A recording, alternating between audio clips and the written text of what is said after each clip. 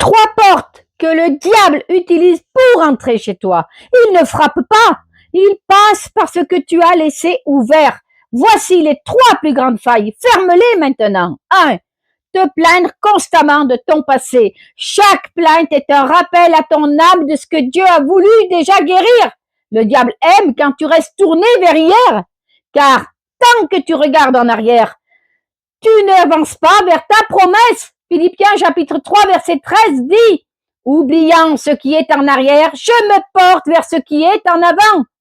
Ta plainte te lie, ta louange te libère. Change ton murmure en remerciement et tu verras la paix revenir dans ton cœur. 2. Parlez encore et encore de ceux qui t'ont fait du mal. C'est une autre porte ouverte. Le manque de pardon nourrit l'amertume et l'amertume attire l'ennemi. Tant que tu répètes leurs fautes, tu les gardes vivantes dans ton esprit. Mais le Seigneur a dit, si vous pardonnez aux autres leurs offenses, votre Père céleste vous pardonnera aussi. Matthieu chapitre 6 versets 14 et 15. Le pardon n'est pas une faiblesse, c'est une arme. Il ne libère pas seulement l'autre, il te libère toi-même. Ferme cette porte en laissant Dieu guérir tes blessures. 3. Scroller sans fin. Au lieu de méditer la parole, ce que tu regardes remplit ton âme.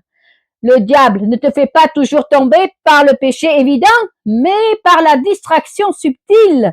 Des heures sur ton écran et si peu de temps avec Dieu.